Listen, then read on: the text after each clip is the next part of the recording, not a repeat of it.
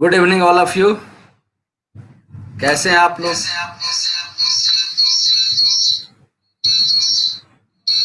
एक मिनट में आवाज म्यूट कर लेता हूँ मोबाइल का। और सुनील कुमार जी हैं, संध्या वर्मा, अमित, ज्योति, अनिल कुमार, प्रगति हैं, रेणु जी, मनीषा। बहुत तेजी से लोग आ रहे हैं। पल्लवी, अंकित, अनिकेत, तुलिप, आदित्य, रजनी, सब, Raju Kumar, Neetu welcome, Tulika ji, Avya, Gautam, Prabha, Sujeet, Aarti, Abhijeet, Kamini, Tulsikrit, Anjali, Arjun, Deepti, Chandan, Vikas, Riya, Komal, Neeraj, Kriti Kumari, good evening, Saket, good evening, Anil ji, Amir, Suhel, कैसे हैं आप लोग? अभी तक आप लोग 66 स्टूडेंट आ चुके हैं। राज, good evening, good evening, Abhishek Kumar Sinha, good evening. आज आपको मैं जो टेस्ट का पैटर्न है, इजी से टफ की तरफ जाऊंगा। देखिए, अभी मैं इजी टेस्ट लेकर आया हूं। मैं कल थोड़ा मेरा स्टैंडर्ड आपका टेस्ट का था। अमीर जी, अमीर सुहेल, गुड इवनिंग, हनी, सीमा, प्रभात, तुलसी, आर्यन, बीना, रिकुराज, सुजीत कुमार, प्रीति, अमर, रंजय भी आ चुके हैं। चंदन, कैसा चल रहा है चंदन?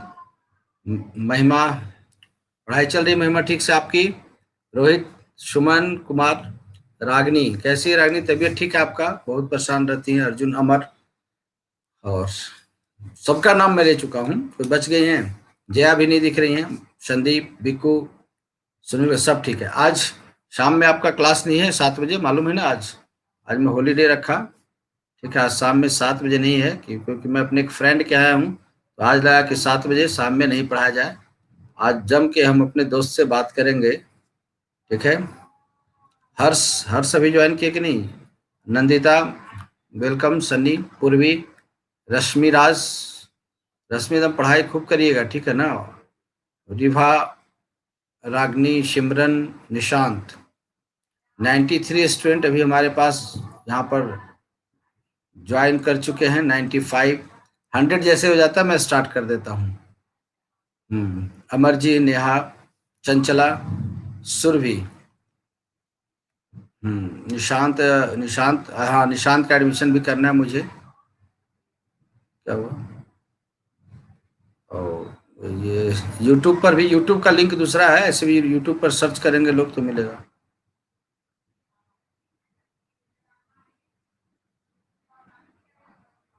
चलिए, अब 2 मिनट हो गए और इतना में 2 मिनट काफ़ी है। अभी बहुत सारे स्टूडेंट हमारे पास 100 से प्लस है। सबका वेलकम, आपके सपोर्ट के लिए। सबसे बड़ी बात है कि इस क्लास का जो, हाँ, 2 मिनट मैं ले लेता हूँ और 2 मिनट मेरा हो चुका है। अब आप सीधे आइए क्लास के ऊपर। तो ये देखिए, अभी जो क्लास है, हम लोग टेस्ट सीरीज का एक सेशन चला रहे हैं और लगभग 35 क्वेश्चन के आसपास है। ठीक है ना? हाँ, रिसीव, हाँ, कल वेट मैं कर रहा था, आपका फोन आया नहीं। सर, एक लड़का बीपीएससी के लिए बात करने के लिए बोल रहा था। हाँ, बात करा दीजिएगा रिजवान मैडम। क्लास को आज शाम में मैं फ्री हूँ।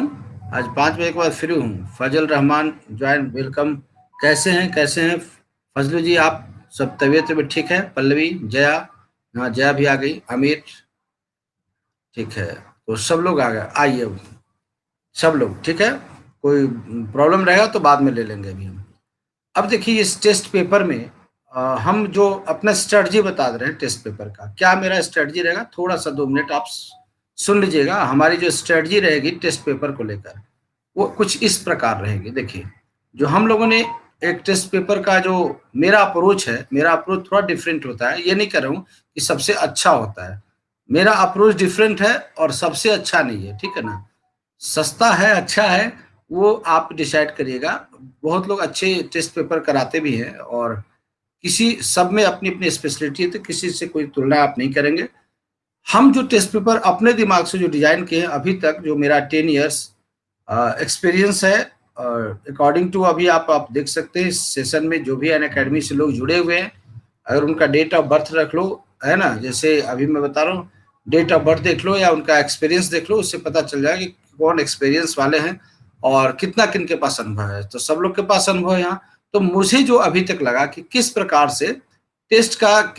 से हम लोग टेस्ट पेपर को किस प्रकार यूज करेंगे, तो सबसे होता है कि जो टेस्ट पेपर होता है ना, टेस्ट पेपर दो तरह से डिजाइन होता है, ठीक। एक टेस्ट पेपर होता है कि थोड़ा सा उसमें चूंकि बहुत सारी चीजें टाइप नहीं, बहुत सारे करंट अफेयर को जोड़ के होता है, ठीक है ना। करंट अफेयर का भी सेक्शंस होता है, ठीक। और करंट अफेयर का सेक्शन जनरली टीचर अपने दिमाग से करंट अफेयर को का क्वेश्चन बनाए तो ज्यादा अच्छा। उसी प्रकार से जो टेस्ट पेपर है हमारा, जो टेस्ट पेपर और बाकी जो ट्रेडिशनल है, उसमें क्या होता है, टेस्ट पेपर में हमेशा टेस्ट क्वेश्चंस पूछने का पैटर्न बदलता है, ठीक है ना। क्वेश्चन पूछने का हमेशा पैटर्न बदलता है। बफरिंग हो रहा है यहाँ तो ठीक है, आप लोग को वहां पर नेट पर कुछ प्रॉब्लम होगा, तो क्वेश्चन पेपर का पैटर्न हमेशा बदलता है। देखो जब हम लोग पढ़ते थे, जब हम लोग एग्जाम देते थे, जनरली मैंने एसएससी रेलवे का नहीं दिया, एक बार एसएससी का दिया था लाइफ में, उसके बाद कभी नहीं दिया। तो जनरली पहले टेस्ट होता था डायरेक्ट वन लाइनर, ठीक, एबीसीडी ऑप्शन, नेगेटिव मार्किंग हम लोग के टाइम में नहीं होता था, और बड़ा इजी क्वेश्चन होता था। और वो इजी क्वेश्चन में स्टार्टिंग का जो क्वेश्चन मैंने इसमें दिया इस टेस्ट पेपर में, वो हम लोग के जमाने का था। अब टेस्ट पेपर क्या होता है कि फैक्ट भी कठिन होते हैं, और फैक्ट जो होते हैं एनालिटिकल होते हैं। एनालिटिकल, अब फैक्ट हो गए एनालिटिकल, मतलब विषय वस्तु सब्जेक्ट पर पकड़ बनाना पड़ेगा। इसलिए मैं टेस्ट पेपर में अपने 1 घंटा 15 मिनट का जो टेस्ट मैं कल किया, देखे होंगे 20 क्वेश्चंस बनाने में 1 घंटा 15 मिनट मेरा गुजर गया था, मतलब ज्यादा ही, मतलब 30 क्वेश्चन में आप 1.5 घंटा से ज्यादा आप रुके थे, ठीक है ना। तो देखो अगर आप बनाओगे तो 1.5 घंटा में आप 200 क्वेश्चन बना दो, कोई बात नहीं, ठीक है ना। लेकिन जब आप मेरे साथ अगर टेस्ट पेपर, अगर मैं उसका एनालिसिस कर रहा हूं, तो अगर एज ए टीचर अगर मैं टेस्ट पेपर बना रहा हूं, तो मेरा क्या है कि उस टेस्ट पेपर के तहत, जब से आप जो टेस्ट पेपर बनाते हैं, उसमें आपका जितना दिमाग उसी से एनालिसिस कर पा रहे हैं क्वेश्चन को, ठीक है ना। लेकिन जब मेरे साथ आप टेस्ट पेपर दे रहे हैं, तो अगर मैं टेस्ट लूंगा, तो देखिए मेरे जब मैं टेस्ट लूंगा तो क्वांटिटी ज्यादा नहीं होगी, क्वांटिटी क्वेश्चन की ज्यादा नहीं होगी, हमारे पास क्वांटिटी ज्यादा नहीं होगी, ठीक है ना। हमारे पास क्वालिटी होगा। इसमें क्या होगा टेस्ट पेपर में, क्वालिटी, मतलब कि हम लोग उस पर चर्चा करेंगे कि उस क्वेश्चन क्या है, किस टॉपिक से है, पूछने का तरीका क्या है, उससे रिलेटिव फैक्ट क्या है ना, और इससे उस टॉपिक को पूरा क्लियर किया जाएगा। इसलिए मैं क्वेश्चन कम लेके आऊंगा और उस टेस्ट पर लेक्चर ज्यादा दूंगा। ये नहीं कि एक क्वेश्चन है और 10 सेकंड में आंसर, बी हो गया चलिए, दूसरा सी हो गया चलिए, डी हो गया चलिए। अरे भाई वैसे तो सुबह से शाम तक 1000 आप क्वेश्चन बना लीजिए ना, कोई दिक्कत नहीं है, डेवलपमेंट नहीं होगा। तो हम टेस्ट पेपर लेके आ रहे हैं, कल आपने देखा था, आज इजी पेपर लेके आ रहा हूँ, और उसके बाद मैं कल टफ पेपर लेके आऊंगा। कल पूरा मेरा कल के टेस्ट में हो सकता है कोई फैक्ट जल्दी ना मिले, आज केवल फैक्ट लेकर आऊं। दोनों पेपर को कैसे बनाया जाए उस पर ध्यान दीजिएगा, ठीक है ना। सभी एक बार मैं भी सब लोग का वेलकम करता हूं। अभी हमारे पास 153 स्टूडेंट, 150 स्टूडेंट अभी तक ज्वाइन किए हुए हैं, है ना। विजय पांडे जी भी हैं, श्रेया, चंदन, कोमल, सब लोग, ठीक है। तो आइए हम लोग सबसे पहले इजी से टफ की तरफ चलेंगे, और मैं कैसे विश्लेषण करता हूँ। बहुत ही एक इजी क्वेश्चन आपका टेस्ट शुरू हो जाता है, आपका पोल भी शुरू होगा, ठीक है ना। पोल में आंसर देंगे, कमेंट बॉक्स में देंगे, एबीसी आएगा, उसको आप लोग दबाएंगे, ठीक है ना। तो इस तरह से मेरा जो टेस्ट पेपर शुरू होगा। चलिए ये अब बिहार स्पेशल का है, और आप चलिए आपका पोल शुरू हुआ, आप आंसर मार सकते हैं। बिहार का उच्च न्यायालय कहाँ है, आपके पास गया, वेरी गुड। अभिषेक कुमार ने सबसे जल्दी आंसर दिया। और देखिएगा एक चीज से ध्यान रखिएगा, ये हो गया आपका, हाँ 5 क्वेश्चन के बाद, 5 क्वेश्चन के बाद आपका मैं इस पर लर्नर का दिखाऊंगा पोजीशन क्या होगा, हर क्वेश्चन के बाद नहीं दिखाऊंगा, ठीक है ना। और थोड़ा सा, हाँ तो ये सब लोग समझ गए। 99% लोगों ने ये मारा, ये क्वेश्चन ही ऐसा था कि मैंने जानबूझ के फर्स्ट क्वेश्चन था, और उसमें बाद भी एक लोग गलत ही कर दिए। बिहार का उच्च न्यायालय कहाँ है, तो पटना बिहार का। और कुमार रंजीत गिरी, इसको मतलब इसको सबसे पहले नंबर देने वाले हैं रंजीत जी, सबसे पहले रंजीत जी नंबर देने वाले। लेकिन देखो जो पटना उच्च न्यायालय है, ठीक है ना, अब ब्रिटिश में, ब्रिटिश काल में, ये तो ठीक है पटना उच्च न्यायालय हम उसको समझ रहे हैं, लेकिन अगर आप जुडिशियल एक्टिविटी भारत में देखिएगा, तो हमारे क्या जुडिशियल एक्टिविटी, ठीक है। ये क्वेश्चन तो हो गया, ये बहुत इजी क्वेश्चन है सर, कमेंट में आंसर, रंजीत कुमार नहीं, कमेंट में आंसर मत दीजिएगा आप लोग, ठीक है। पटना, बिहार उच्च न्यायालय कहाँ, पटना। अब देखिए हमारे क्या, ये नहीं इंपॉर्टेंट है कि बिहार उच्च न्यायालय पटना, ठीक है, आप इलाहाबाद को याद कर लो, मद्रास को याद कर लो। अब इंपॉर्टेंट है कि भारत में जुडिशियल सिस्टम का डेवलपमेंट कैसे हुआ, एंड जुडिशियल सिस्टम का डेवलपमेंट कैसे, ये इंपॉर्टेंट है। तो एज ए एजुकेटर इस पर फोकस होना चाहिए, ना कि मेरा काम पटना पर फोकस नहीं है, आपका काम पटना पर फोकस है। निश्चित रूप से आप जानते हैं कि पटना 1916 में इसकी स्थापना हुई थी, लेकिन आप जान रहे हैं, इसको समझिए कि भारत में सबसे पहला रेगुलेटिंग एक्ट आया था। भारत में अंग्रेजों के शासन के दौरान, एक मैं कंसेप्ट दे रहा हूं, फिर नेक्स्ट क्वेश्चन पाऊंगा। भारत में जो आप ईस्ट इंडिया कंपनी का जो शासन था हमारे के यहाँ, और ईस्ट इंडिया कंपनी जब भारत में शासन करने लगी, ठीक है ना, तो सबसे पहले आप जान रहे हैं कि उन्होंने 1757 में 1757 में आप जान रहे हैं कि 1757 में ईस्ट इंडिया कंपनी ने बंगाल को जीता, है ना, पलासी के युद्ध में, आप सब लोग जानते हैं, battle of Plassey, battle of Plassey, battle of Plassey में, है ना, उन्होंने बंगाल को जीत लिया, ठीक, पहली बार बंगाल को।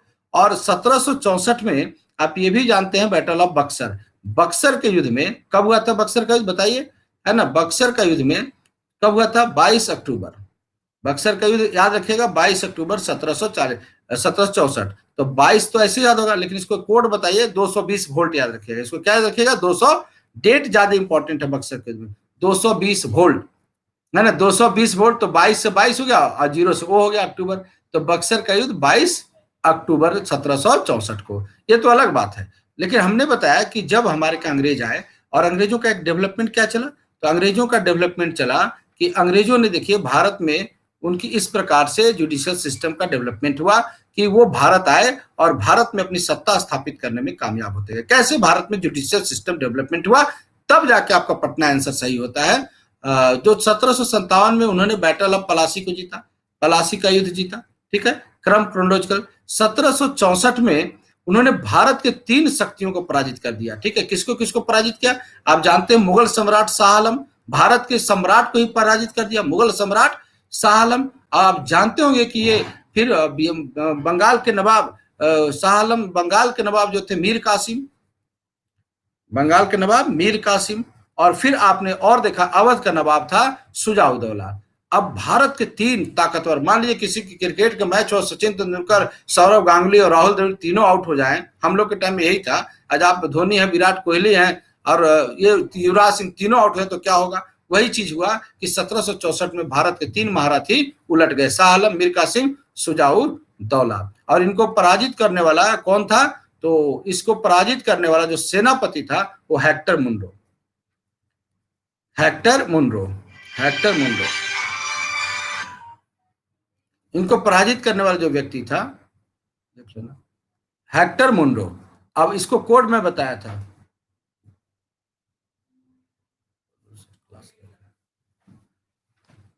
Hector Munro.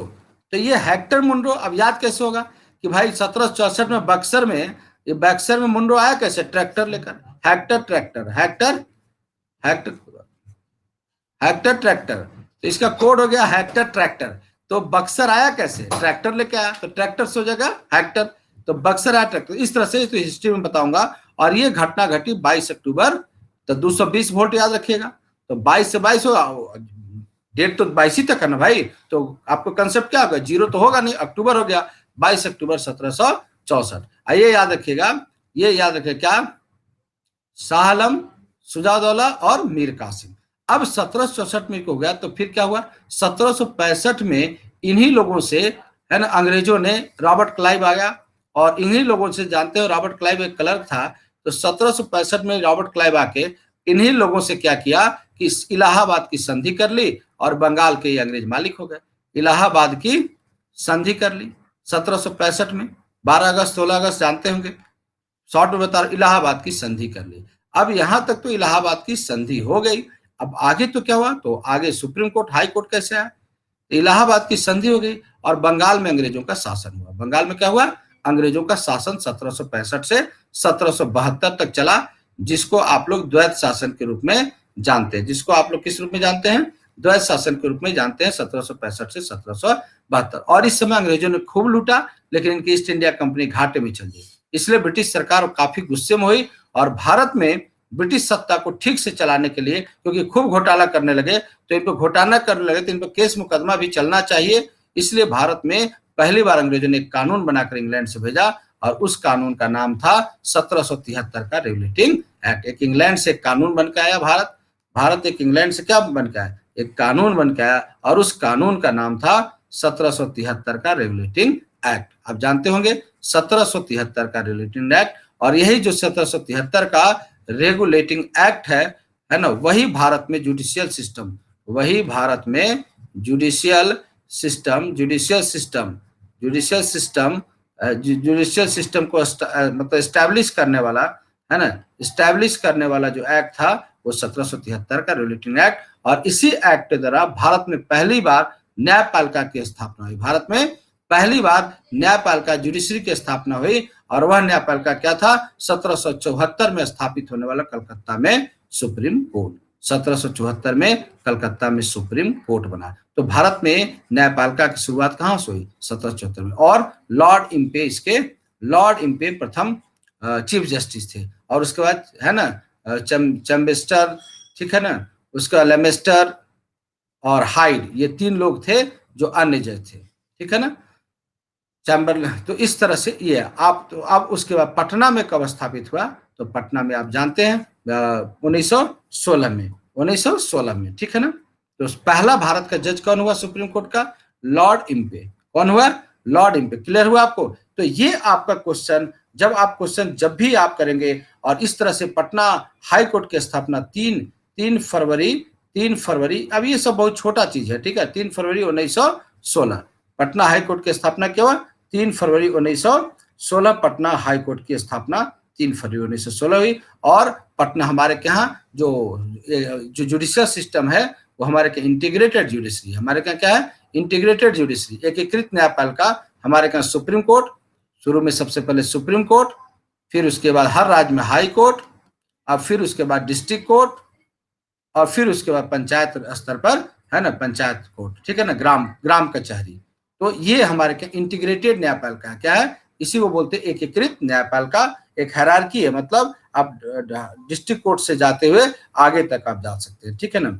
और सबसे बड़ी बात कि अप्रैल मतलब आपको पटना में आपको 2019 से पटना हाई कोर्ट में अब हिंदी में भी याचिकाएं स्वीकार, पहले केवल इंग्लिश में था, अब पटना हाई कोर्ट में हिंदी में भी आप याचिकाएं 2019 से स्वीकार करने, अप्रैल 2019 से पटना हाई कोर्ट में हिंदी में भी अब याचिका, पहले केवल याचिका इंग्लिश में स्वीकार की जाती थी, सूट आप रिट दायर करते केवल इंग्लिश में, अब पटना हाई कोर्ट में 3 अप्रैल कब से, अप्रैल 2019 से हिंदी में। और इस तरह से पटना हाई कोर्ट की स्थापना 3 फरवरी, डायरेक्ट याद रखिएगा 3 फरवरी 1916। जो भी इंटरव्यू देने जा रहे हैं वो जरूर याद रखेंगे 3 फरवरी 1916। जहां तक मैं समझ रहा हूं कि आपको ये क्लियर हो गया होगा, 3 फरवरी 1916। और इसके लिए एक एक्ट आया था, अंग्रेजों ने एक एक्ट बनाया था, और government of India act, judicial system राज्य में हाईकोर्ट के लिए उन्होंने गवर्नमेंट ऑफ इंडिया एक्ट 1915, और इसी एक्ट के द्वारा, इसी गवर्नमेंट ऑफ इंडिया एक्ट 1915 के द्वारा पटना में हाईकोर्ट की स्थापना हुई थी, ठीक है, समझ गए। तो ये बहुत ज्यादा डिटेल कर दिए, इसलिए मैं बता रहा हूँ कितना फैक्ट समझे, बहुत सारा फैक्ट। तो इसलिए मैं नंबर अब कहेंगे तो आप 100 क्वेश्चन भी करा सकता हूं, लेकिन अगर चाह रहे हैं कि अगर अच्छा से टेस्ट सीरीज मीनिंगफुल हो, अगर टेस्ट सीरीज चाह रहे हैं कि मीनिंगफुल हो, तो फिर आप नंबर ऑफ क्वेश्चन में कम लेके आऊंगा, है ना, मान ली 30 क्वेश्चन, ज्यादा से ज्यादा मैं 30 क्वेश्चन लेके आऊंगा। अगर आप लोग सहमत हैं कि इसी तरह से टेस्ट का एनालिसिस किया जाए, या फिर कि जल्दी जल्दी में हम लोग करते जाए, बताइए आप क्या चाहते हैं, नंबर ऑफ क्वेश्चन ज्यादा चाहते हैं या क्वेश्चन के ऊपर डिस्कशन चाहते हैं? क्योंकि आप नंबर ऑफ क्वेश्चन सुबह से शाम तक 2000 मार सकते हैं, और अनअकैडमी में तो बहुत सारा टेस्ट सीरीज होता भी, उसका फायदा उठा सकते हैं नंबर ऑफ क्वेश्चन में। डिस्कशन चाहिए या फिर क्वेश्चन, नंबर ऑफ क्वेश्चन ज्यादा चाहिए? डिस्कशन के लिए डी लिखे, डिस्कशन के लिए डी लिखे। अगर आप डिस्कशन चाहते हैं तो कमेंट बॉक्स में डी लिखें, और ज्यादा क्वेश्चन चाहते हैं तो नंबर ज्यादा चाहते हैं तो एन लिखें। तो दूंगा नंबर, क्वेश्चन तो रहेगा ही, क्वेश्चन तो कुछ क्वेश्चन तो डालूंगा ना, लेकिन मैक्सिमम क्वेश्चन पर हम चर्चा करेंगे। ठीक ठीक, आपका पोल आ गया, कोई बात नहीं। दूसरी चीज, एक चीज आप ध्यान रखेंगे, मैं यहाँ एक इंस्ट्रक्शन दे देता हूँ कि इस चीज को ध्यान रखेंगे, टेस्ट में कोई चीटिंग नहीं करिएगा आप लोग, क्योंकि ये चीज मैं जानता हूँ कि कैसे चीटिंग टेस्ट में होता है। 2 मोबाइल लेके बैठ जाइए, जैसे ही एक जगह आप मान लो बी आंसर डाले और आंसर से, तो जैसे आप बी आप डालिएगा तो हम दिखा देंगे रॉन्ग आंसर, आंसर ए है, तो दूसरा का मोबाइल में आप फट से मार दीजिए। तो इस तरह से आप लोग नहीं करेंगे, ये सब चीजें मुझे मालूम है, और हम लोग इसके खिलाड़ी है, चैंपियन है, वो सारे कर्म कर चुके हैं जो आप करने वाले हैं वो करिएगा। तो वो सारा चीज हम लोग कर चुके हैं। घाट आप डाल डाल चलोगे, मैं पात पात चलूंगा, उसी में एक क्वेश्चन गलत डाल दूंगा और पोल में आंसर डाल दूंगा, आपको पता चल जाएगा हमको कि क्या हो रहा है, ठीक है ना। 2-3 क्वेश्चन का आंसर ही गलत डाल दूंगा, फिर बता दूंगा। तो आपका जब दनादन उस जब AK-47 की तरह सही होते जाएगा तो मैं समझ जाऊंगा कहाँ चीटिंग करते हैं, ठीक है ना। हवा हूं हवा में बसंती हवा हूं, ठीक है ना, जहां डाल मिला चढ़ी उस पर और गिरी फिर धम्म से नीचे, तो वो सब चलेगा। अर्जुन जी वीडियो रुक कर आ रहा है तो फिर उसको फिर से चालू करिए। जो करेगा वो खुद धोखा देगा, नहीं कोई बात नहीं, धोखा यहाँ कोई नहीं दे रहे हैं, यहाँ पर धोखा कोई नहीं दे रहे हैं। और हम लोग आज दाल भात चोखा भी खाए हैं, ठीक है, मजा आ जाएगा, मजा आ जाएगा। और कभी कभी कहिएगा तो लंबा मैराथन टेस्ट ले लूंगा, आप रात को बैठिए मेरे साथ और हमको टाइम दे दीजिए कि सर 11 बजे से लेकर 2 बजे रात तक टेस्ट लीजिए, फिर देखिए 200-200 400-400 क्वेश्चन कैसे मैं आपको करवाता हूँ और क्वेश्चन क्लियर हो जाएगा। BPSC रुकेगा, एक एक सेक्शन को उठा कर लाऊंगा, बिहार स्पेशल, बिहार की नदियां, बिहार के माउंटेन, बिहार के झरने, बिहार के लेक, है ना, बिहार के मिनरल्स, बिहार के खनिज पदार्थ, बिहार के एग्रीकल्चर, बिहार के शुगर मिल, एक एक पर टेस्ट बना दूंगा। शुगर मिल पे ही बना दूंगा 10 क्वेश्चन कि कहाँ कहाँ है, क्या प्रोडक्शन है, ठीक है ना।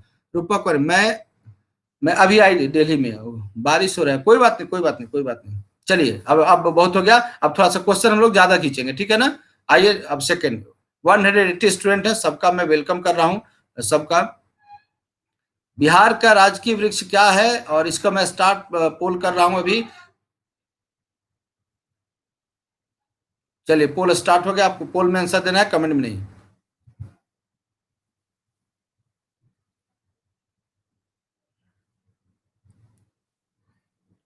कमेंट बॉक्स में जो लिखेंगे उनको मैं बैन कर दूंगा। डियर छोटे भाई लोग, आप लोग कमेंट बॉक्स, हाँ कोई बात नहीं, एक बार आ गया। विशाल दीप पोल नहीं आ रहा है, विशाल दीप, विशाल दीप इसमें पोल करें तो भी, और आप लोग आंसर, हाँ मतलब कोई दिक्कत नहीं, मुझे कोई प्रॉब्लम नहीं, जिसको जैसे करें। तो इस प्रकार से आप मैक्सिमम लोगों ने सही आंसर दिया, और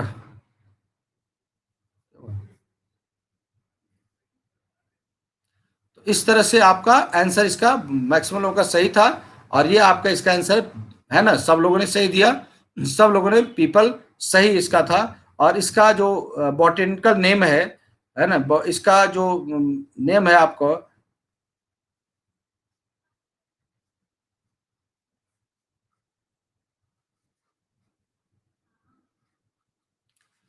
ठीक है ना, तो फिकस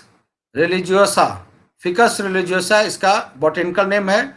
और पीपल बहुत सारी चीजों में, बहुत ये आपको एंटीबायोटिक भी है, ठीक है ना, बहुत सारी चीजों में आपका इसका, आप जब पढ़िएगा तो एंटीबैक्टीरियल भी है, ठीक है ना, एंटीबैक्टीरियल काफी चीजों में पीपल का यूज हो जाता है, ठीक है ना। और उसके साथ एंटी बहुत सारी चीजों है, ये आपको हमारे यहाँ पीपल जो है रिलीजियस है ना, रिलीजियस पर काफी भी इसका वैल्यू है।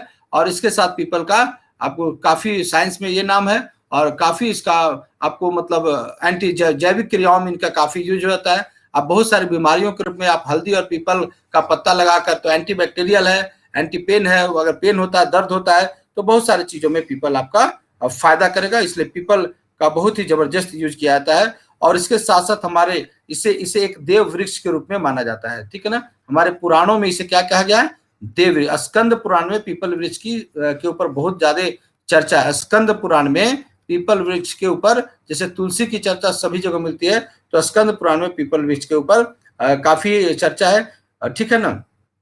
और एक चीज और है कि इस तरह से गीता में जब अर्जुन को भगवान श्री कृष्ण बता रहे थे, तो उसमें गीता में खुद भगवान श्री कृष्ण ने कहा था कि पीपल जो पेड़ है वो स्वयं मेरा ही अवतार है।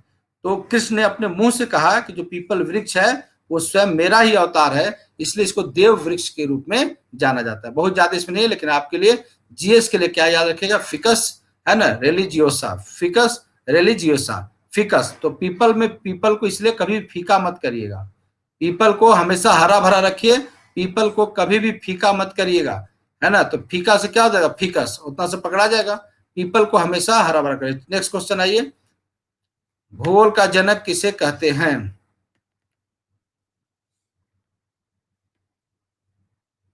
बोला स्टार्ट हो गया आपको।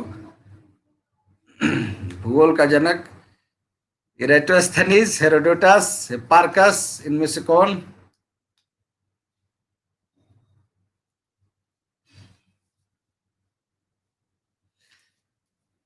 आज हमारे एक मित्र भी टेस्ट दे रहे हैं, जो हमारे साथ पढ़ते थे, अभिषेक कुमार हैं, जो किस नाम से दे रहे हैं? विशाल नाम से। तो इस तरह से आपका पोल, 5 क्वेश्चन के बाद मैं रैंक दिखाऊंगा, ठीक है ना? तो अभी आपका इस तरह से आपका चंदन डुमरिया, अच्छा दिखा देता हूं, ये आपका फर्स्ट रैंक पर है, चंदन डुमरिया, शिवरंजनी चितरंजन, ठीक है ना? कोई भी चीटिंग करके मत दीजिएगा आप लोग, ठीक है?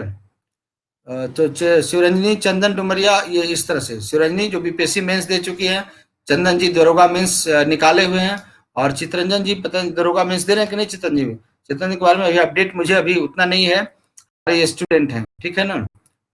संदीप जी हैं, पी ठाकुर हैं, सब लोग फर्स्ट रैंक पे हैं, सारे लोग। कौन कौन है फर्स्ट रैंक पर? तो चंदन, शिवरंजनी, चितरंजन, संदीप, पी ठाकुर, तुलिका, संध्या, है ना, अर्जुन, ऋचा, प्रभा, सब लोग तो फर्स्ट ही रैंक पर है, तीन, ठीक है। नेक्स्ट क्वेश्चन में आइए। तो इसका आंसर क्या था?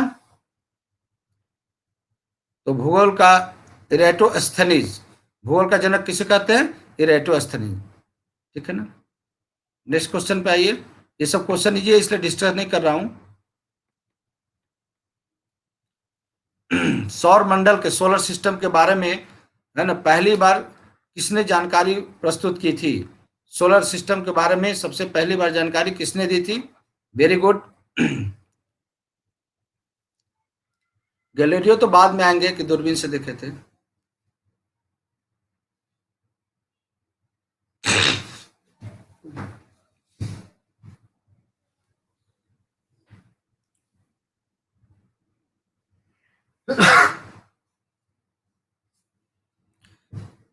सौर मंडल के बाद इस तरह से आपका, चलिए तो इस तरह से आपका आंसर क्या है इसका? आपको कॉपरनिकस, पुष्पा राय फर्स्ट पर है अभी, चितरंजन सेकंड पर, अर्जुन थर्ड पर। वेलकम पुष्पा। और नेक्स्ट कॉपरनिकस, है ना? कॉपरनिकस ने सोलर सिस्टम के बारे में सबसे पहली बार जानकारी दी थी। नेक्स्ट आइए। वह शासक जिसने एक, स्टार्ट पोल में कर देता हूं।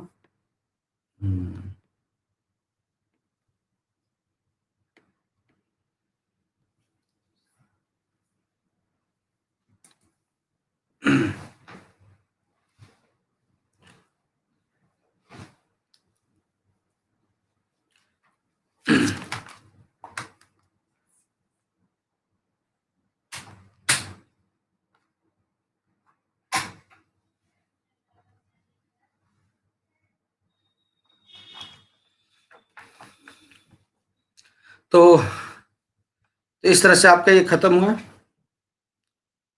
तो इस प्रकार देखिए आप लोग सब ठीक है। 5 क्वेश्चन के बाद ये पोजीशन रहा, अर्जुन जी हैं, और पी ठाकुर और सुजीत कुमार। और देखिए इसमें वह शासक जिसने सच्चे जैन मुनि की तरह उपवास के द्वारा, उपवास मतलब होता है फास्टिंग, है ना? फास्टिंग होता है उपवास में, ठीक। तो वह कौन से ऐसे रूलर था जो जो जैन मुनि की तरह, जैनियों में क्या होता है लास्ट में वो क्या करते हैं, अपना प्राण त्याग उपवास के द्वारा करते हैं, ठीक है ना? कैवल्य की प्राप्ति उनको करना रहता है, तो उपवास के द्वारा, ठीक है ना? जिसको संलेखना, जैनों के द्वारा जो उपवास के द्वारा अपना प्राण त्याग दिया था उसको कहते हैं संलेखना पद्धति। क्या बोलते हैं? संलेखना। और ये काफी चर्चा में रहा था, है ना? हाई कोर्ट ने, राजस्थान हाई कोर्ट या मुझे याद नहीं, हाई कोर्ट ने इस पर बैन लगा दिया था कि नहीं ये परंपरा ठीक नहीं है। फिर बाद में जाकर सुप्रीम कोर्ट ने इसे कुछ मतलब कुछ शर्तों के साथ इसको लागू किया, और इस तरह से सच्चे जैन मुनि के तहत अपना प्राण त्याग देने वाला व्यक्ति कौन था? चंद्रगुप्त मौर्य, है ना? चंद्रगुप्त मौर्य जैन धर्म को फॉलो किया था, और ये कहाँ चला गया था? शासन के अंतिम दिनों में ये कर्नाटक चला गया था। कहाँ चला गया था? ये कर्नाटक चला गया था। कर्नाटक में, कर्नाटक चला गया था। ये केरल है, यहाँ पर तमिलनाडु है, ये आपका कर्नाटक है। कर्नाटक के श्रवण बेलगोला में जाकर उसने चंद्रगिरी पहाड़ी पर उसने अपने प्राण को उपवास की विधि से त्याग दिया था, है ना? कहा जाता है कि मगध में बहुत अकाल पड़ा था, और मगध में इतना अकाल पड़ा कि चंद्रगुप्त मौर्य काफी वहां से ना, मतलब काफी लोग मर गए थे, तो इससे काफी नाराज था, क्योंकि उसने अपने अभिलेख में भी लिखवाया, सगौरा जो अभिलेख है, महास्थान अभिलेख है, उसमें इसकी चर्चा है मगध में अकाल करने की। तो चंद्रगुप्त मौर्य जैन धर्म का मानने वाला था, और अपने अंतिम दिनों में वो पाटलिपुत्र से कहाँ चला गया था, कर्नाटक। कर्नाटक के स्वर्ण बेलगोला में, वहां के पहाड़ी पर जाकर इसने अपनी संगलेखना पद्धति से अपने शरीर को त्यागा था। और ये संगलेखना पद्धति भी हाल फिलहाल में हाई कोर्ट ने बैन लगा दिया था, फिर सुप्रीम कोर्ट ने कुछ शर्तों के साथ इसे लागू किया। बिंदुसार जो था आजीवक संप्रदाय का मानने वाला था। बिंदुसार कौन सा संप्रदाय का था, आजीवक। एक मैंने बताया था अशोक बौद्ध धर्म का मानने वाला था। अशोक किस धर्म का, बौद्ध धर्म। और चंद्रगुप्त मौर्य, अब बताइए चंद्रगुप्त मौर्य का बेटा कौन था। अब चंद्रगुप्त कोड बता रहे हैं, चंद्रगुप्त का मौर्य का बेटा कौन था, च के ऊपर क्या है, बिंदु, तो बिंदुसार। बिंदु से क्या हो गया, बिंदुसार। और अशोक तो सब लोग जानते हैं, लेकिन अशोक के बाद आप लोग नहीं जानते हैं, है ना, कि अशोक के बाद कौन कौन शासक बना। चंद्रगुप्त, बिंदुसार और ये सब तो जानते हैं, लेकिन आप अशोक के बारे में नहीं। अशोक के बाद कौन कौन शासक बना, दशरथ, ठीक है, दशरथ बना। अशोक के बाद दशरथ तो बना नहीं। अब ऐसे करोगे तो कैसे होगा, है ना। गौतम कुमार वर्मा जी, नहीं गौतम, ऐसे नहीं करना है, मेरे साथ आप लोग को पढ़ना है मन लगा के। अगर हम देखिए दूसरे ढंग के टीचर आप लोग के लिए हैं, और ये कभी गलत नहीं होगा। आज के बाद आप कभी गलत नहीं करेंगे, ये विश्वास रखो, जो मैं बताऊंगा वो लाइफ टाइम याद रहेगा। और भी लोग बताएंगे लाइफ टाइम, लेकिन मेरा इसमें जरूर स्पेशलाइजेशन है कि मैं कैसे बताऊं। तो देखिए आपको मैं कोड देता हूं, अशोक के बाद, अशोक तक तो क्लियर हो गया। और अशोक के बाद एक कोड याद रखिएगा, सबसे पहले अशोक के बाद कुणाल गद्दी पे बैठा। हाँ, कुछ लोग पहले कोड मत दिया करें, कुणाल। कुणाल के बाद बना दशरथ। हाँ, पुराने स्टूडेंट को याद होगा। दशरथ के बाद संप्रति, और संप्रति के बाद बृहदत्त। संप्रति के बाद कौन बैठा, बृहदत्त।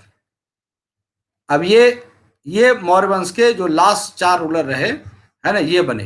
तो इसका अब बताओ ये कभी याद रहेगा, नॉर्मली कि इंसान है भाई, किसको याद रहेगा। हम लोग ठीक आज पढ़ेंगे कल भूल जाएंगे, 10 दिन बाद भूल जाएंगे, तो इसलिए आपको याद नहीं रहेगा।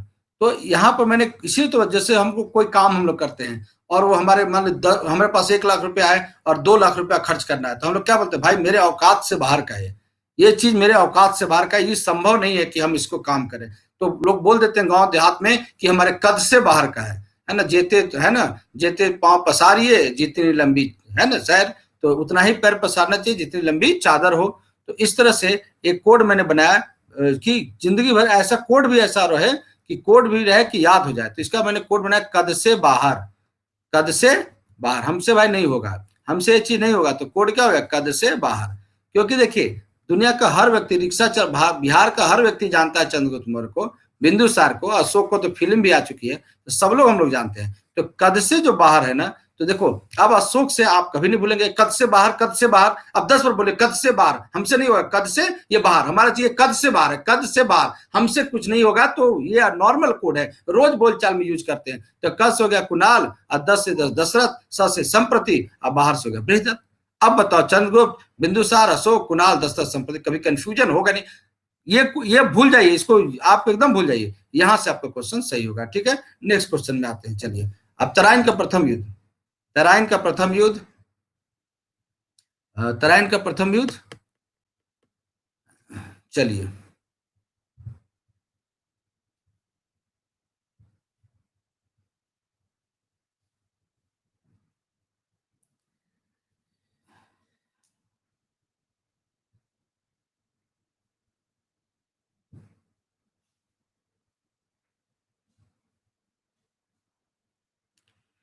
तराइन का प्रथम युद्ध 1191 किसके समय हुआ, और सब लोग जुड़ गए हैं तो फिर देखिए।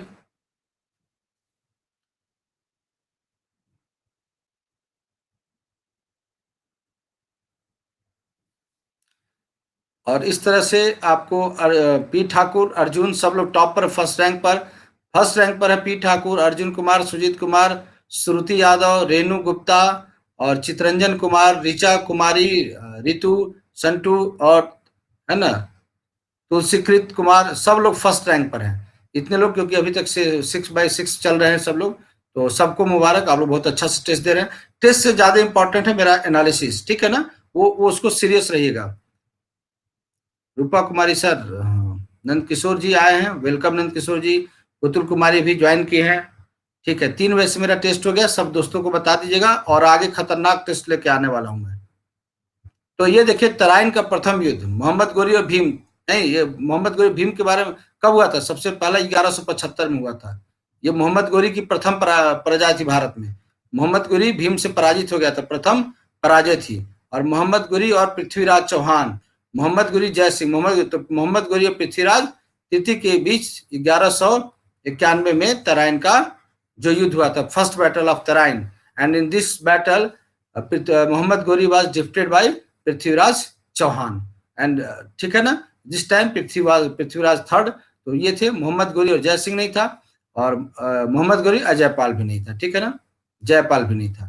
तो इस तरह से आपका तराइन का युद्ध आप जानते हैं, इसके बारे में थोड़ा सा समझ लीजिए। सर क्वेश्चन थोड़ा फास्ट करिए। नहीं मैं क्वेश्चन थोड़ा फास्ट नहीं कर रहा हूं, मैं डिस्कशन कर रहा हूं। तो इस तरह से आपका ये क्वेश्चन है। तो ये तराइन का जो बैटल था, उसके बारे में आप जान रहे हैं कि किस प्रकार से तराइन का बैटल हुआ था।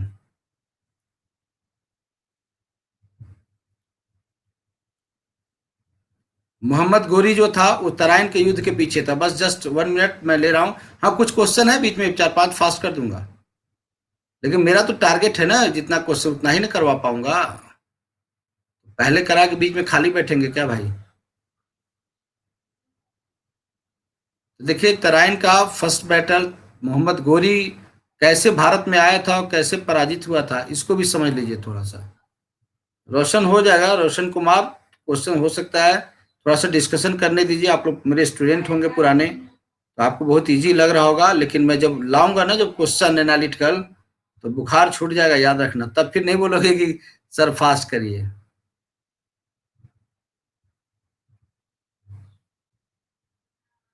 1920 के दशक में जीडीपी मापने का कौन सी इकाई थी? बताइए, कोई कमेंट में लिखिए। फास्ट एक क्वेश्चन बता रहा हूँ। 1920 में जीडीपी किस किस यूनिट के तहत नापा जाता था? नहीं बता पाएगा, मैं जान रहा हूँ ना। ढूंढ लो, जितना गूगल ढूंढ लो, नहीं हो पाएगा।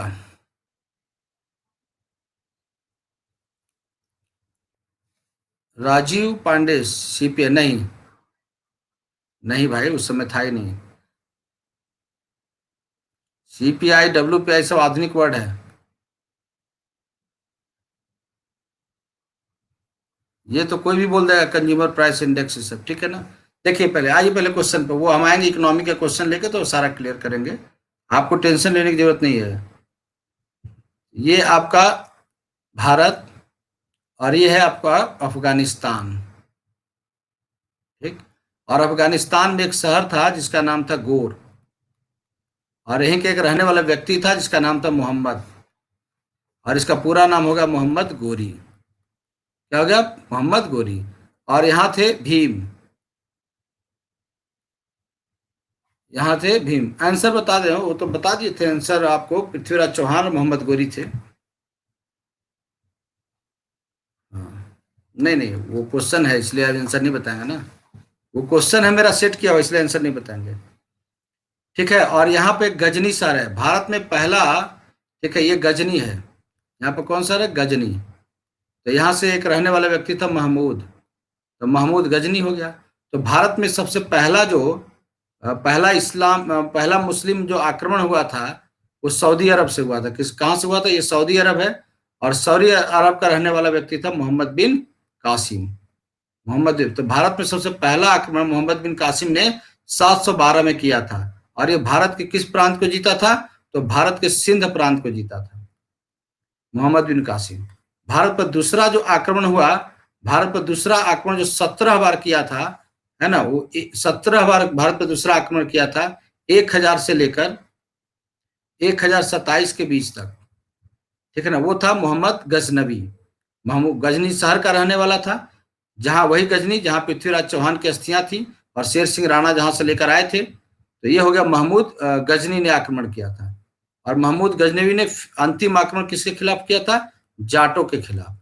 और 1025 में यही महमूद गजनवी है जिसने सोमनाथ के मंदिर को लूटा था यहाँ पर गुजरात में, ठीक है ना। और उसके बाद 1175 में मोहम्मद गोरी का देखिए, मोहम्मद गोरी का पहला आक्रमण जो ऑप्शन में थे 4 ऑप्शन, 1175 में गुजरात में किया, फिर 1178 में मुल्तान में किया, ठीक है ना, फिर 1191 में मोहम्मद गोरी ने हरियाणा में किया था। कहाँ किया था?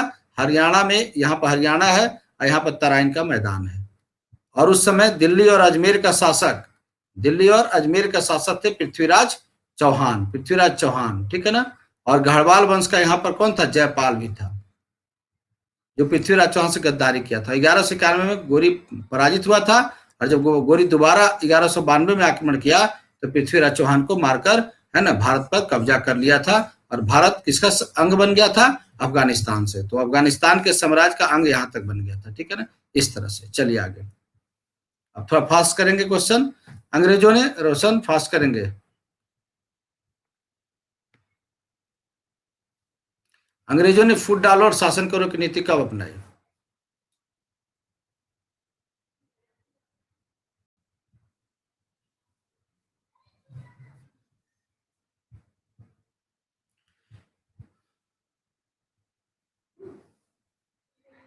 बहुत अच्छा ये क्वेश्चन आपने बनाया, बहुत बढ़िया।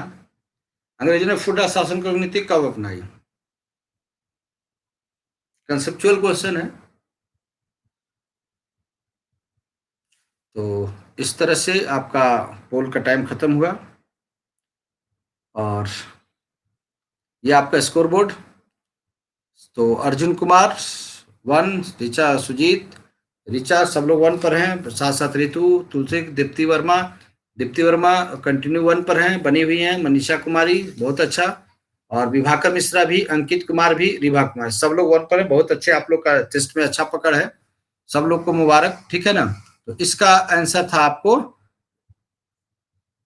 1858 के बाद, 1858 के बाद ही, है ना, इसी समय सर सैयद अहमद 1858 के बाद ही फूट डालो शासन की नीति, जो 1909 में, और आप देखे होंगे 1905 में अंग्रेजों ने बंगाल विभाजन किया था, ठीक है। 1905 में बंगाल विभाजन करवाया अंग्रेजों ने। 1906 में अंग्रेजों ने मुस्लिम लीग की स्थापना करवाया। 1909 में अंग्रेजों ने मार्ले मिंटो सुधार कानून लाया, जिसमें भेदभाव मुसलमानों के लिए पृथक निर्वाचन पद्धति लाया था, और फिर 1919 में मॉन्टेग्यू चेम्सफोर्ड रिफॉर्म में भी उन्होंने फिर ईसाई मुस्लिम सिखों के लिए लाया। फिर कैबिनेट मिशन प्लान में भी उन्होंने, कैबिनेट मिशन प्लान में जब संविधान सभा का चुनाव करवाया तो उसमें भी मुसलमानों के लिए उन्होंने 79 सीट रिजर्व रखा था, जिसमें मुस्लिम लीग ने 73 सीट को जीता था। तो इस तरह से आप फूट डालो शासन की, जनरली जब ईस्ट इंडिया कंपनी का शासन 1858 के बाद समाप्त हो गया, जब ब्रिटिश संसद का शासन भारत में, क्योंकि अब जानते हैं कि 1857 में क्रांति हुई थी, और 1857 के क्रांति के बाद एक मेजर चेंज हुआ कि भारत से ईस्ट इंडिया कंपनी के शासन को समाप्त कर दिया गया। लेकिन अब सीधे शासन ब्रिटिश संसद और ब्रिटिश क्राउन और ब्रिटिश महारानी के द्वारा किया जाने लगा, और इसी के लिए ब्रिटिश कानून को भारत में लागू करने के लिए इंग्लैंड से एक कानून आया था, जिसका नाम था 1858 का भारत शासन अधिनियम, 1858 का भारत शासन अधिनियम। और इसी अधिनियम से शुरू हो गया, इसी के बाद से फूट डालो और शासन करो, फूट डालो और शासन करो। ओके, चलिए नेक्स्ट क्वेश्चन में आइए। भारत का पहला विधि और न्याय मंत्री कौन था?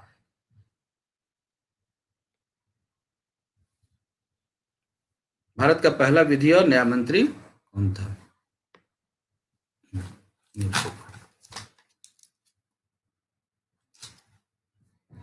स्टार्टिंग में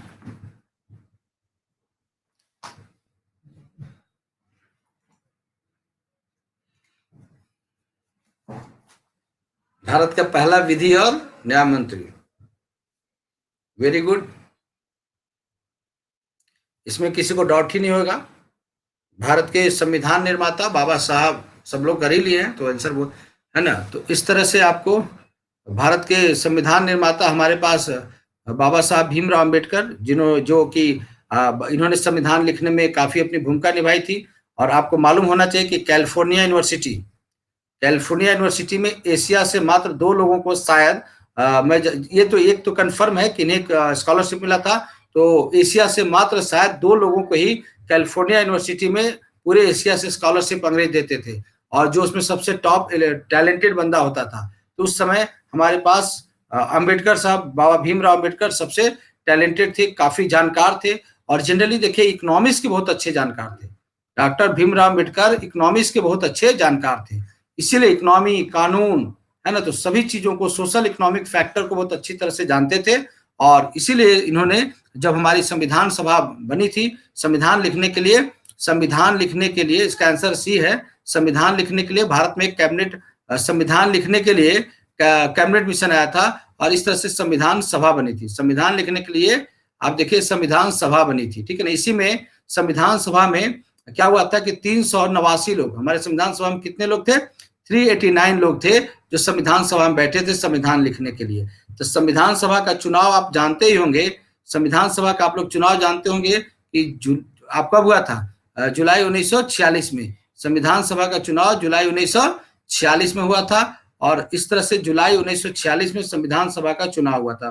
तेजी से बता रहा हूँ, जुलाई 1946 में संविधान सभा का इलेक्शन हुआ था और इलेक्शन के बाद 389 लोग इस संविधान सभा में आकर बैठे थे ताकि भारत का संविधान को लिखा जाए,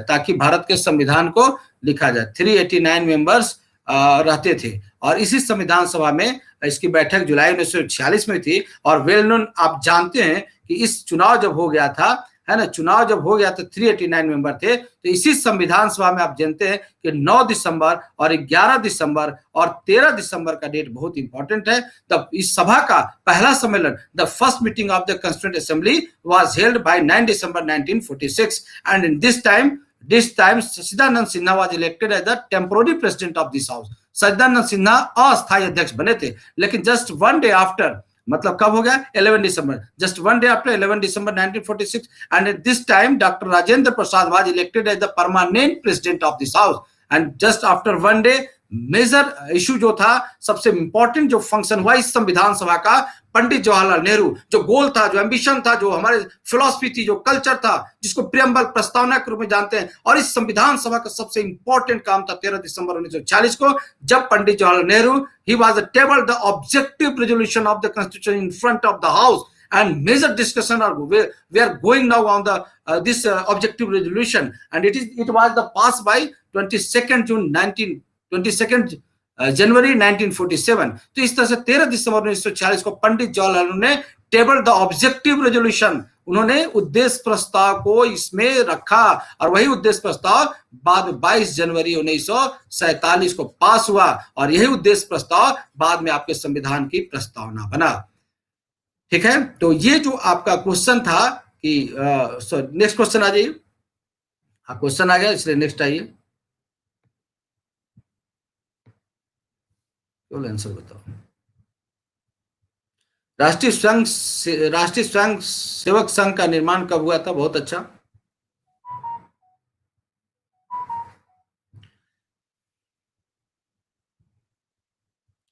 आरएसएस है ना ये। ठीक है, इसका संघ का निर्माण कब हुआ? चलिए पोल में जस्ट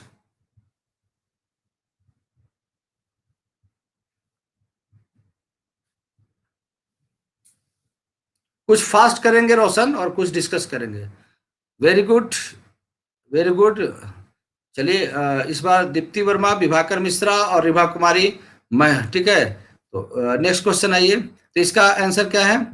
इसका आंसर आप लोगों ने, सब लोगों ने मारा 27 सितंबर 1925 को। नेक्स्ट क्वेश्चन आइए। राष्ट्रीय स्वयं संघ का मुख्यालय आपको कहाँ है? और वेरी गुड, सबसे पहले इस बार आंसर दिया अभिषेक कुमार ने, और बहुत सारे लोग फिर दे रहे हैं, कॉन्ग्रेचुलेशन। और यूट्यूब पर भी मेरा ये क्लास जा रहा है, अनअकैडमी लर्निंग ऐप पर भी जा रहा है, और सब लोगों ने दिया। चलिए, ये आपका अभी टाइम खत्म हो रहा है, फिर अगला क्वेश्चन अभी देखते हैं। तो इसका मुख्यालय, चलिए सब लोग दे ही चुके हैं, हाँ दे ही चुके, मैं पहले ही बता देता हूँ, तब तक टाइम है। नागपुर, इसका मुख्यालय नागपुर, ठीक है ना। 56% लोगों ने, सर क्वेश्चन नहीं दिख रहा है पोल में, पोल करने पर, क्यों नीरज? ठीक है, तो ये हो गया। नेक्स्ट क्वेश्चन देखिए, 10 क्वेश्चन हो गया आपका। 10 क्वेश्चन के बाद नेक्स्ट क्वेश्चन अभी आते हैं, फिर पोल दें। भारत में सबसे संपत्ति वाला राज्य कौन है? तो इसका आप आइए।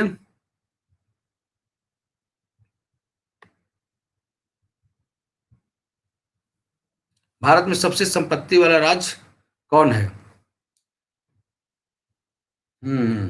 सेट प्रैक्टिस तगड़ा है आपका। देखिए कोई चीटिंग करके नहीं मारिएगा। और फिर सबसे फास्ट आंसर,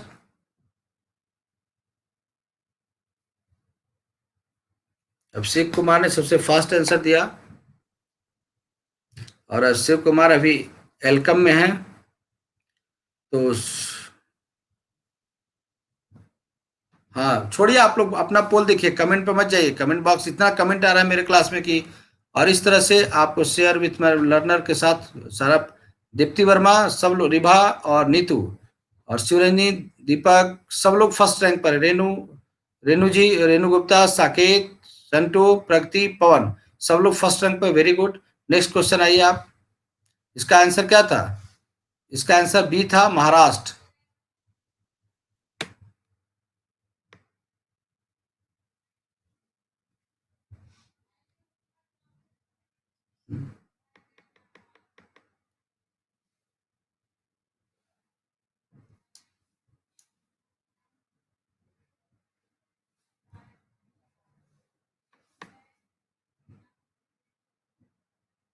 गौतम कुमार शर्मा लिख रहे हैं, सर आप दिलीप कुमार की तरह लग रहे हैं। वाह, थैंक यू गौतम जी। चलिए, कभी तो तारीफ आप लोग कर देते हैं। सब लोग ईमानदारी से देंगे टेस्ट।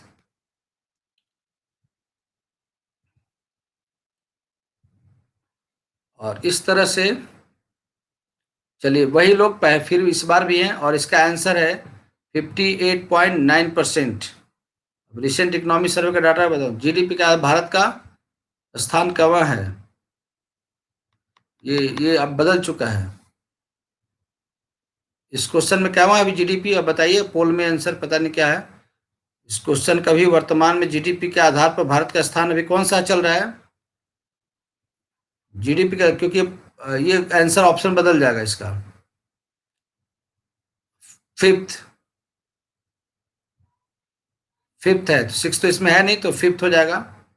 इसका आंसर आप लोग सब लोग एक कर लीजिएगा, ठीक है ना, क्योंकि ये बहुत पीछे छूट चुका है ना। नेक्स्ट क्वेश्चन आइए। सूर्य के चारों ओर घूमने वाला खगोलीय पिंड क्या कहलाता है? सूर्य के जो चारों ओर, सन के जो हाँ एक सेकेंड, मैं पहले पोल ले लेता हूँ। सोलर सिस्टम में सूर्य के जो चारों तरफ राउंड मारता है उसको क्या बोलते हैं?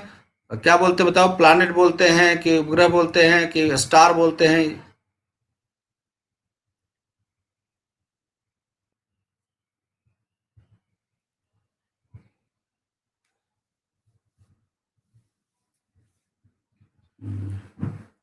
30 सेकेंड।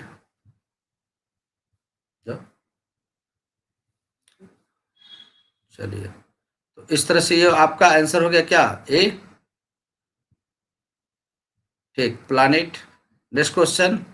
भारत का सबसे लंबा बांध कौन सा है? चलिए स्टार्ट पोल में आ जाइए।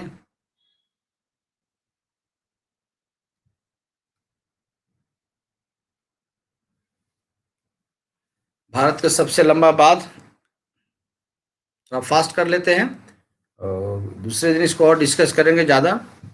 1 घंटा 10 मिनट तक रहेंगे, तो 10 मिनट अभी हम लोग को बचा है, 10 से 15 मिनट, ज़्यादा लंबा टेस्ट नहीं लेंगे। तो आप जानते ही हैं सब लोग।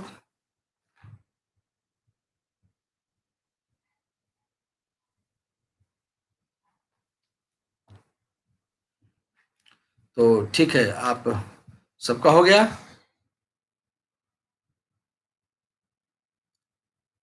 और ये आपका रैंक है, प्रगति, विशाल, सब लोग वही बने हुए हैं। और इसका आंसर है आपको हीराकुंड बांध। हीराकुंड बांध है, और ये आप जानते हैं कि हीराकुंड महानदी पर है। और महानदी आप समझ रहे हैं कि कहाँ पर से बहती है। ये आपका इंडिया का जो ये वाला एरिया ले लीजिए, और ये एरिया ले लीजिए, ठीक है ना। तो इस तरह से इंडिया का ये ले लीजिए, तो ये केरल, ये हो गया तमिलनाडु, कर्नाटक, ठीक है ना, गोवा, महाराष्ट्र और मध्य प्रदेश। ये है जो आपका एरिया है, छत्तीसगढ़ वाला एरिया। छत्तीसगढ़ में यहाँ से रायपुर के पास से निकलती है, और इस तरह से आके आपको बंगाल की खाड़ी में गिर जाती है। तो यहाँ पर आपको बना हुआ है हीराकुंड बांध। एशियाई खेलों में स्वर्ण पदक प्राप्त करने वाली पहली भारतीय महिला कौन है? तो इसको लीजिए पोल में आप। एशियाई एशियाई ओलंपिक नहीं पूछ रहा हूँ, एशियाई गेम में पहली बार गोल्ड मेडल प्राप्त करने वाली पहली महिला, सब लोग जानते हैं, वेरी गुड।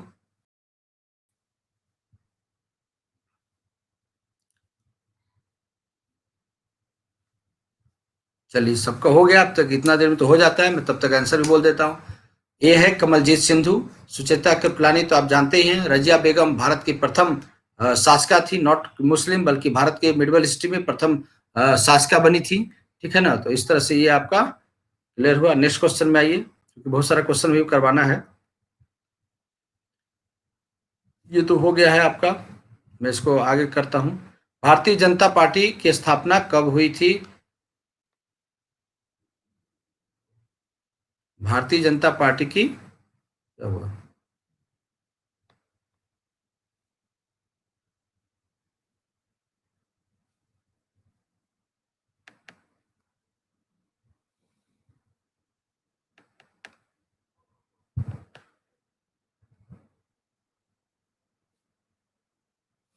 ओके, तो इसका आंसर है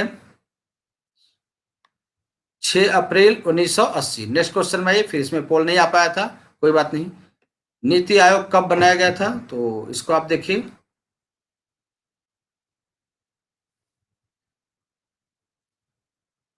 नीति आयोग की स्थापना का, नीति आयोग का कब गठित किया गया? बहुत अच्छा, बहुत तेजी से आप लोग दे रहे हैं, बहुत बढ़िया। नीति आयोग,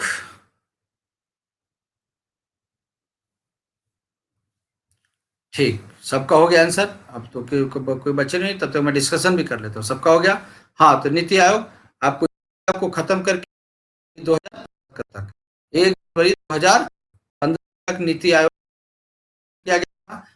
हमारे योजना आयोग था, योजना आयोग की जगह नीति आयोग की जगह नीति आयोग का। और ये गैर संवैधानिक नहीं, संवैधानियतर मतलब एक्स्ट्रा कॉन्स्टिट्यूशनल इंस्टीट्यूशन है। मतलब इसकी संविधान में कहीं भी चर्चा नहीं है, संविधान में कहीं भी चर्चा नहीं है। तो ये संवैधानिक मतलब कॉन्स्टिट्यूशनल इंस्टीट्यूशन नहीं है, ये संवैधानिक संस्था नहीं है, कॉन्स्टिट्यूशनल इंस्टीट्यूशन नहीं है, एक्स्ट्रा कॉन्स्टिट्यूशनल इंस्टीट्यूशन है, संविधानेतर ये है। बस थोड़ा सा और देख लीजिए आप।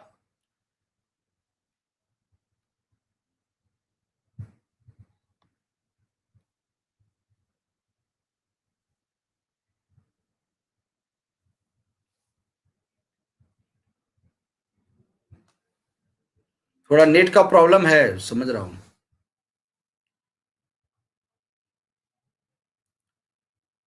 तो चलिए, हो गया सबका।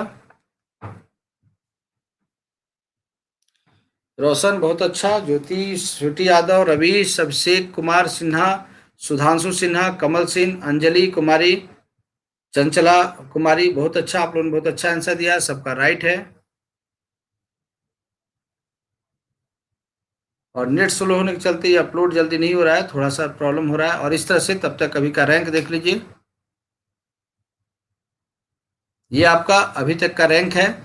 प्रगति प्रगति सिंह 1 पर, विशाल सेकेंड, तृप्ति सेकेंड, थर्ड, मतलब ये आप लोग थर्ड पर हैं नहीं, बल्कि ये सब फर्स्ट पर हैं। 17 नंबर लाने हैं, उसके हैं 16 दूसरे, और स्वीकृत, नीतू। इससे आप लोग अच्छा, अच्छे से आप टेस्ट दे रहे हैं।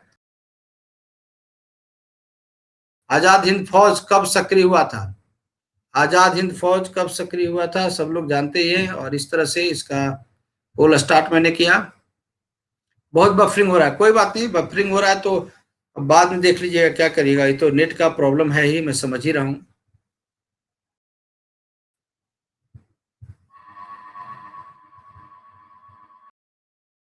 कष्ट कर लीजिए, जिसको जिसको दिखाई दे रहा है बफरिंग, बफरिंग सब लोग का बफरिंग। यहाँ तो ठीक है, मेरे पास ठीक है, मेरे पास मोबाइल भी चल रहा है। आपको अगर, हाँ मेरे पास मोबाइल भी चल रहा है, ये रिफ्रेश, ठीक है ना, मोबाइल में रिफ्रेश करूँ, एक रिफ्रेश कर लेता हूँ।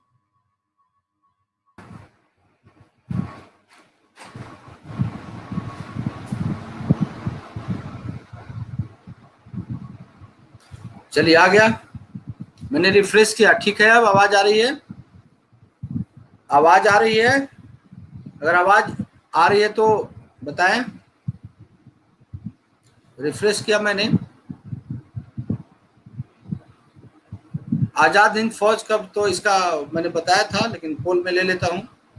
सब लोग मार ही दीजिए फटाफट। ठीक है, फटफट कर लीजिए फिर से। हाँ ठीक है। नहीं, मैं देखा कि सबका बफरिंग है, इसका मतलब मेरे यहाँ से प्रॉब्लम था। और 9 क्वेश्चन और बचे हुए हैं। अंतिम का क्वेश्चन जो है बहुत ही स्टैंडर्ड है, 4-5 क्वेश्चन, प्लीज वो मत छोड़िएगा। नहीं है नेक्स्ट टेस्ट में। हाँ 30 के बाद, हाँ 30 के बाद मैं इसको जल्दी जल्दी करिए। तो आपका हो गया, ये आंसर है। चलिए इसको 35 क्वेश्चन है, इंपॉर्टेंट है। फिर बिहार विधानसभा वर्तमान में कितने सदस्य हैं?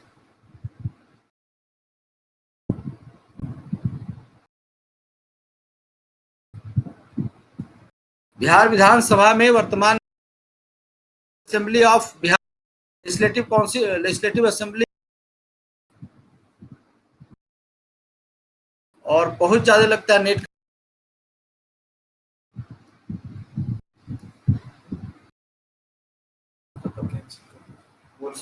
और तो ठीक है,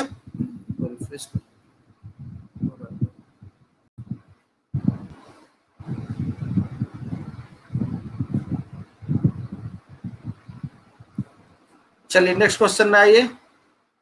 अब बहुत प्रॉब्लम है आज नेट का, तो ठीक है ना। तो मैं यहाँ तक तो हो गया था। आप क्वेश्चन देख लीजिए केवल।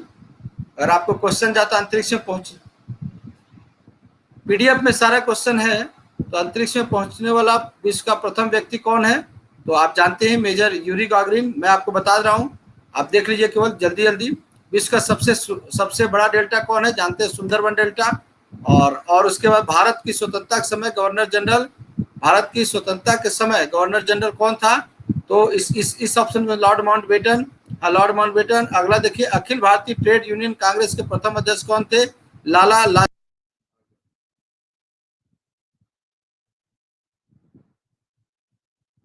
अखिल भारत लाला लाजपत। मतलब 2-3 मिनट में मैं टेस्ट खत्म कर रहा हूँ, ठीक है ना। 3 से 4 मिनट में खत्म कर रहा हूँ, क्योंकि बहुत ज्यादा बफरिंग हो रहा है, इसलिए मैं क्वेश्चन केवल दिखा दे रहा हूँ जो पीडीएफ में रहेगा। ये क्वेश्चन देख लीजिए केवल। भारतीय राष्ट्रीय कांग्रेस के प्रथम अध्यक्ष कौन थे? तो आप जानते ही हैं, डब्ल्यू.सी. बनर्जी। ठीक है ना। और उसके बाद आपको शरीर की सबसे बड़ी ग्रंथि कौन है? तो लीवर, यकृत। सबसे बड़ा जो ऑर्गन है लीवर। और मनुष्य में ऐच्छिक गतियों का नियंत्रण किसके द्वारा होता है? तो सेरिब्रम, जो हम लोग जो सोचते हैं करने के लिए, किसके द्वारा कंट्रोल होता है? अमीबा में भोजन, अमीबा जो अपना फूड लेता है किसके द्वारा लेता है? तो कूटपाद। अगली बार सी सबका मैं आपको मतलब वो इसमें टर्मिनोलॉजी भी डालूंगा इंग्लिश में। अब ये देखिए क्वेश्चन, ये आपका क्वेश्चन देखिए, सब लोग देखिए। निम्न में से कौन सी जनजाति ऑस्ट्रेलिया की नहीं है? पोल में नहीं दे रहा हूं।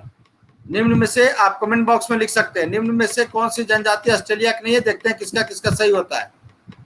निम्न में से कौन सी जनजाति ऑस्ट्रेलिया की नहीं है? तो अरंटा ऑस्ट्रेलिया की नहीं है, कडाकू भी नहीं है, टीवी भी नहीं है। कौन है? लिसू। अरे सॉरी, अरंटा ऑस्ट्रेलिया की है, कडाकू ऑस्ट्रेलिया की है, टीवी ऑस्ट्रेलिया के, लिसू नहीं है।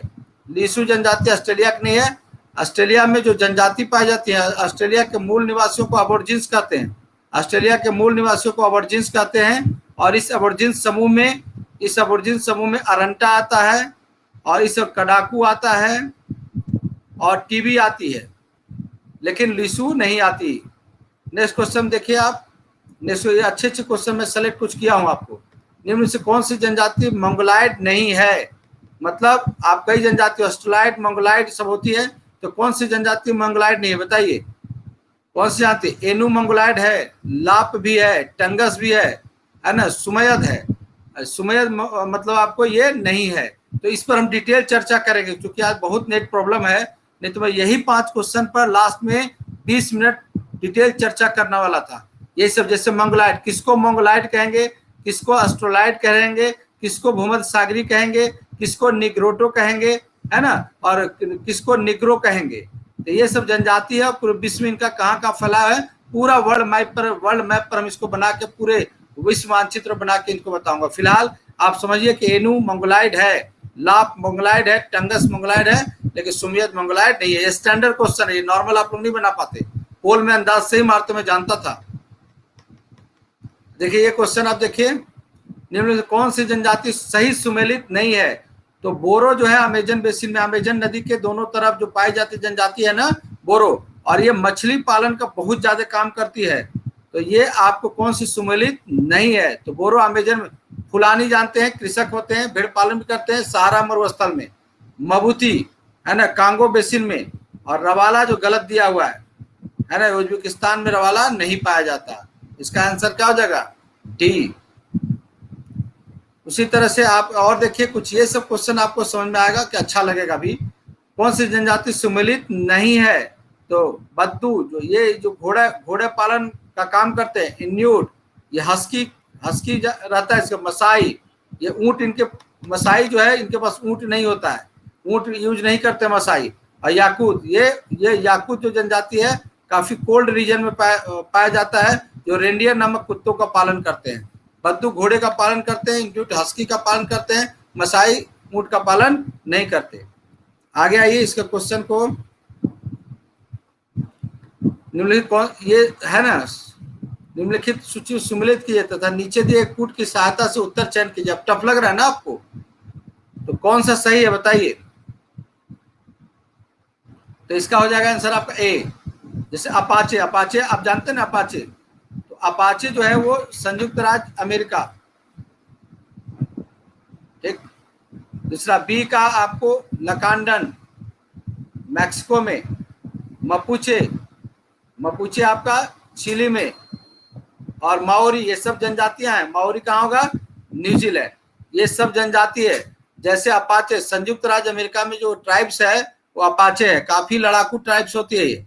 उसी तरह से आपको लकांडन, जो ये आपको मैक्सिको में, ये काफी माइग्रेट करके आ रहे हैं अभी।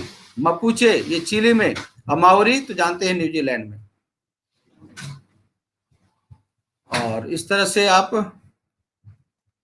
टेस्ट पेपर आपका खत्म हो गया। लास्ट में आप नेट थोड़ा प्रॉब्लम था, इसलिए मैंने इसको 5 को डिस्कशन नहीं किया। आज शाम में क्लास नहीं है, शाम में क्लास नहीं है, हो सकता है कल हो। कल से स्पेशल, कल कितना तारीख है? 23 तारीख से मेरा शाम में मॉडर्न हिस्ट्री का क्लास चालू हो रहा है। मॉडर्न हिस्ट्री का मेंस का, मॉडर्न हिस्ट्री का प्लस में भी चालू हो रहा है। ठीक है, ओके, चलिए, थैंक्स, फिर हम लोग मिलेंगे।